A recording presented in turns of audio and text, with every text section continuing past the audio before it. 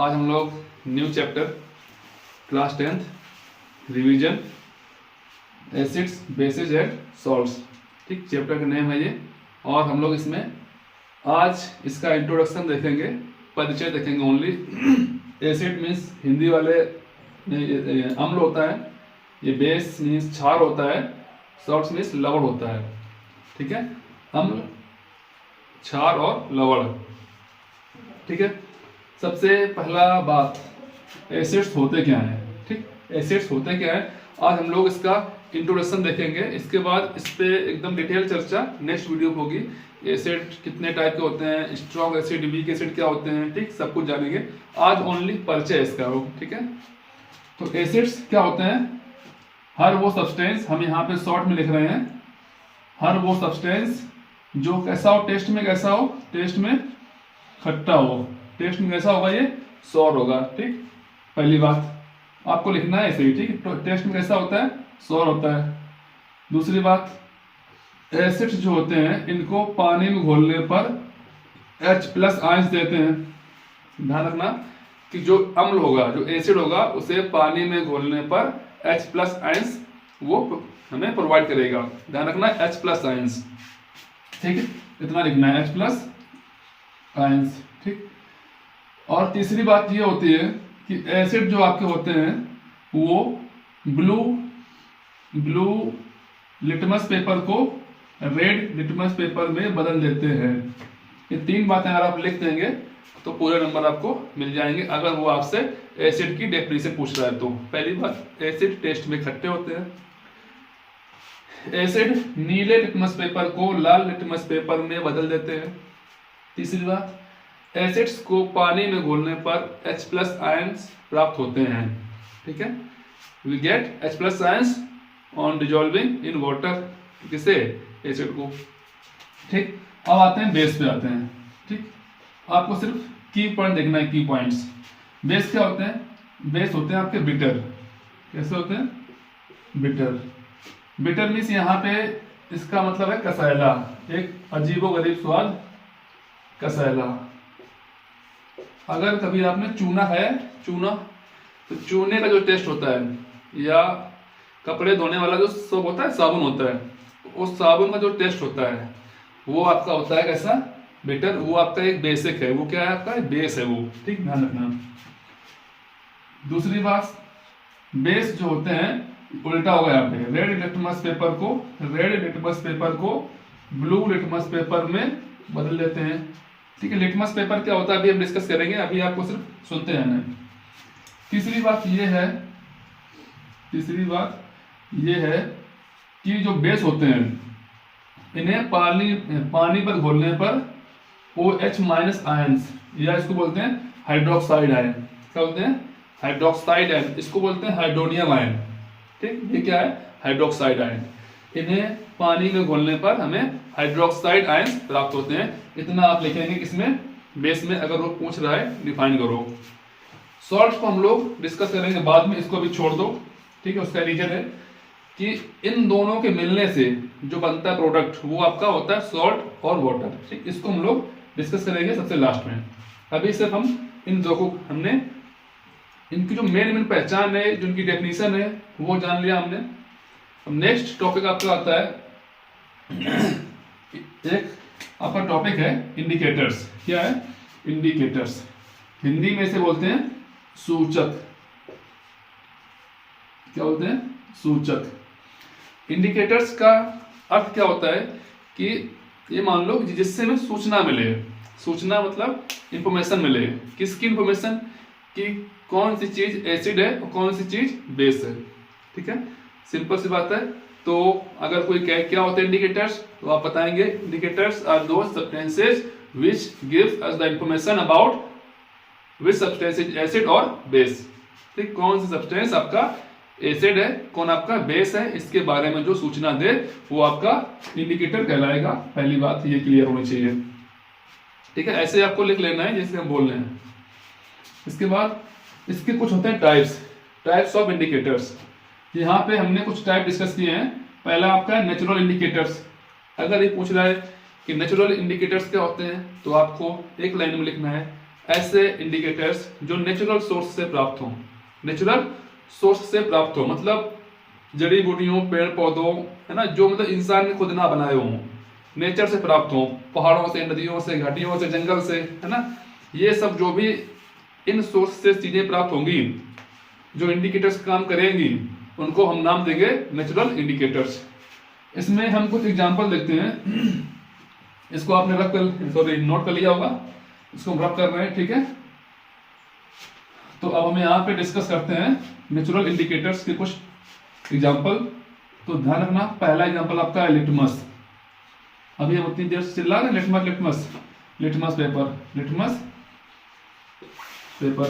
दूसरा का एग्जांपल है यहाँ पे हल्दी, होता है टर्मेरिक, हल्दी बोलते हैं इसको, टर्मेरिक। तीसरा आपका एग्जांपल है कैबेज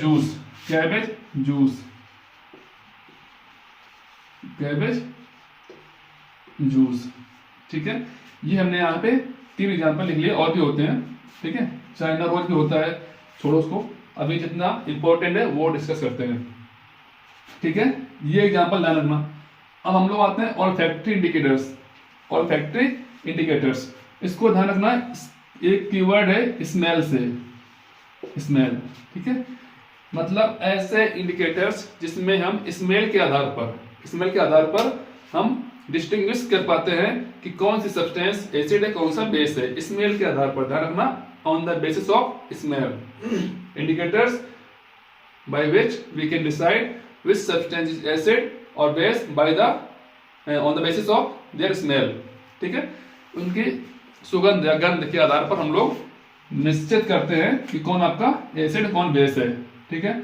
यहाँ पे हम लोग एग्जांपल लेके चल रहे हैं आपका अनियन, नेक्स्ट आपका है वनीला, क्या है आपका वनीला, ठीक है। ये हमने यहाँ पे 2 एग्जांपल लिए। अब क्या कैसे होता है वो लोग हम लोग यहाँ पे जानेंगे अच्छे से। नेक्स्ट आपका आता है सिंथेटिक इंडिकेटर्स। तो सिंथेटिक में आपको ध्यान रखना है एक कीवर्ड मैन मेड।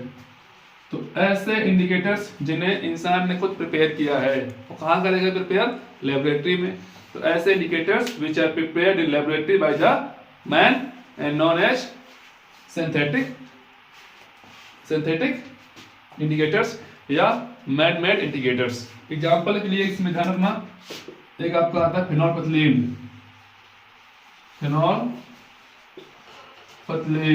स्पेलिंग थोड़ी बड़ी है, ध्यान रखना।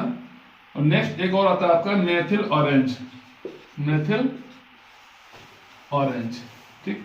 ये आपके हमने लिख दिए सारे इंडिकेटर्स, ठीक। इससे बाहर आपका पेपर में नहीं जाएगा, इस चीज को अच्छे से ध्यान रखना। अब जो मेन मुद्दा यहाँ से आपका 1 या 2 नंबर पक्के आते हैं, 2 नंबर पक्के आते हैं यहाँ से, तो हर बार पूछा जाएगा। हमने आपको एक टेबल बना दी यहाँ पे है, ठीक, ताकि आपको याद करने में इसको आसानी रहे, ठीक। बिल्कुल भी कठिन नहीं है, थोड़ा सा समझेंगे हम। तो हमने इसमें 4 बनाए हैं कॉलम। पहले कॉलम में इंडिकेटर है, दूसरे में लिखा है ओरिजिनल कलर, मतलब ये मेन रूप में कैसा होता है। फिर आपका एसिड, मतलब अगर इसको एसिड में डालेंगे, अगर इसको एसिड में मिलाएंगे तो ये कलर क्या करेगा, फिर बेस में मिलाएंगे तो क्या करेगा, ठीक, ध्यान रखना इसको। तो रेड लिटमस जो पेपर होता है, इसके नाम में रेड है, तो इसका जो मुख्य कलर होगा वो होगा रेड। क्या होगा? रेड। अब ध्यान रखना, रेड लिटमस पेपर, ठीक, रेड है ये। अब अगर तुम इसको एसिड में डालोगे तो रेड का रेड रहेगा, इसमें नो चेंज। और बेस में ये हो जाता है ब्लू, बेस में हो जाता है ये ब्लू, इसको ध्यान रखना, ठीक है। मतलब अगर रेड लिटमस पेपर है, उसको आप एसिड में डालेंगे तो वो रेड रहेगा, ठीक है, और बेस में डालोगे तो वो ब्लू हो जाता है। ये सब एक्सपेरिमेंटल चीजें हैं, आपको याद करनी पड़ेंगी, या हम अभी यहाँ पे एक ट्रिक बताएंगे, उससे याद रहेगा आपको। नेक्स्ट आपका देखो ब्लू लिटमस पेपर। अब ब्लू है तो नाम में ब्लू है, तो इसका जो मुख्य रूप है वो ब्लू फॉर्म में होगा, ठीक। अब कोई चीज अगर ब्लू लिटमस पेपर है, उसको अगर आप एसिड में डालेंगे, तो वो हो जाएगा आपका रेड, ठीक है। और बेस में आपका ब्लू का ब्लू ही बना रहेगा, ठीक है, बेस में कोई चेंज नहीं होगा। नेक्स्ट आपका आता है टर्मेरिक। क्या आता है? टर्मेरिक। मतलब हल्दी। अब हल्दी कैसी होती है? वो होती है येलो। ये इसका मेन रूप है, ठीक है। अब येलो है, इसको अगर आप एसिड में डालेंगे, एसिड में इसमें नो चेंज होगा, येलो का येलो बना रहेगा, कोई चेंज नहीं है। लेकिन अगर याद करो, अगर हल्दी में तुम चूना मिला देते हो, देखा ना त्योहारों पे या कल्चरल चीजें होती हैं, टीका बनाते हैं, टीका है ना, चूना और हल्दी मिलाते हैं, कैसा होता है रंग उसका? है रेडिश ब्राउन है, रेडिश ब्राउन, गहरा लाल हो जाता है, रेडिश ब्राउन होता है इस टाइप का। तो ध्यान रखना, अगर हल्दी है तो कैसी होगी वो? एसिड में वो येलो की येलो नहीं रहेगी, नो चेंज। बेस में आपका होता है रेडिश ब्राउन। नेक्स्ट आपका आता है रेड कैबेज जूस, ठीक। इसका जो मेन कलर होता है वो होता है पर्पल। कैसा होता है? पर्पल होता है, ठीक। लेकिन अगर ये एसिड में डालेंगे आप, एसिड में, तो ये बन जाता है आपका रेडिश। कैसा हो जाएगा? रेडिश। पर्पल का ये हो जाएगा रेडिश। और अगर आपने इसको बेस इसमें डाल दिया तो ये हो जाएगा आपका ग्रीनिश येलो।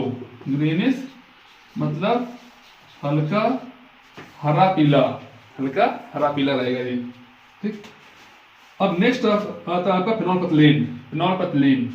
ये देखने में आपका होता है कलरलेस, मतलब व्हाइट रहा होगा, है ना। कलरलेस मतलब व्हाइट होता है, ठीक, कलरलेस। अब अगर तुमने इसको डाला एसिड में, तो एसिड में ये कलरलेस ही रहेगा। इस चीज को ध्यान रखना, एसिड में ये कलरलेस ही रहता है। कौन? फिनोल्फथलीन। लेकिन बेस में ये आपका हो जाता है कैसा? पिंक। बेस में हो जाता है पिंक हो जाएगा, ठीक है। मेथिल ऑरेंज, ये देखने में आपका ऑरेंज कलर का होता है, ऑरेंज। एसिड में डालोगे तो वो हो जाएगा रेड, बेस में डालोगे तो हो जाएगा येलो, ठीक है। अब आपका आता है अनियन। यहाँ पे कलर वलर का कोई मतलब नहीं अनियन का, ठीक है। एसिड में जो होता है आपका, इसका चक्कर एसिड में होता है, जैसा है वो वैसे ही रहेगा, स्मेल में कोई बदलाव नहीं होगा। लेकिन जैसे वो बेस मिलाओगे, बेस में यहाँ पे हो जाएगा स्मेल वेनिसेस, मतलब स्मेल गायब हो जाती है, स्मेल हो जाएगी गायब। स्मेल क्या हो जाएगी? वेनिसेस मतलब स्मेल हो जाएगी गायब। सेम यहाँ पे वनीला है, कोई कलर का मतलब नहीं है। एसिड में उसका जैसा स्मेल है वैसा बना रहेगा। यहाँ पे फिर से बेस में आपका स्मेल वेनिसेस, ये गायब हो जाएगी, ठीक है। तो हमने आज इतनी बातें डिस्कस की है, थोड़ा सा इसको समराइज करते हैं। तो ध्यान रखना, एसिड मतलब होता है खतरा। क्या होता है? खतरा, ठीक। डेंजर मतलब होता है रेड, ठीक। अब ध्यान रखना, अब अगर तुम इसमें रेड है तो रेड का वो रेड बना रहेगा, है कि नहीं। एसिड में अगर आप लाल लिटमस पेपर डालेंगे तो वो लाल बना रहेगा, ठीक। अब अगर आपने बेस डाला, बेस है ना, ब्लू लिटमस पेपर अगर आप डालेंगे इसमें एसिड में, तो ब्लू का क्या हो जाएगा? क्योंकि ये एसिड है, एसिड बेस खतरा होता है। पहले रेड था तो रेड तो खतरा बना रहेगा। अब ब्लू, ये भी हो जाएगा आपका कैसा? रेड, ठीक है। आप एसिड को याद कर लो, बेस इसका उल्टा होता है, ठीक है, बेस इसका उल्टा होता है। अब नेक्स्ट आता है किसमें? मेथिल ऑरेंज में। मेथिल ऑरेंज, ऑरेंज कलर मिलकर बना होता है किससे? रेड और येलो से। अब सुनना अच्छे से, अगर एसिड है तो एसिड मतलब क्या होता है? अभी बताया हमने, खतरा मतलब रेड। तो मेथिल ऑरेंज को अगर आप एसिड में डालेंगे तो वो हो जाएगा रेड। बचा क्या? येलो कहाँ होगा? बेस में डालोगे, अगर बेस में डालोगे तो वो येलो हो जाएगा, काम खत्म हो गया। नेक्स्ट आपका आता है फिनोल्फथलीन जो होता है, ध्यान रखना, इसका एसिड में कोई परिवर्तन नहीं होता है, बेस में ये आपका पिंक हो जाता है, ठीक है। फिर आपका आता है, अब यहाँ दो चीज और ध्यान रखना, यहाँ पे अनियन और वनीला, ये आपका ऑल्फैक्टरी इंडिकेटर्स हैं। फिनोल्फथलीन और मेथिल ऑरेंज ये आपके सिंथेटिक इंडिकेटर्स हैं। स्टार्टिंग जो चार है ये आपके कैसे है? नेचुरल इंडिकेटर्स हैं, ठीक है। तो आज के लिए हमने यहाँ पे इंडिकेटर्स डिस्कस किए, एसिड बेस की जनरल डेफिनेशन डिस्कस की।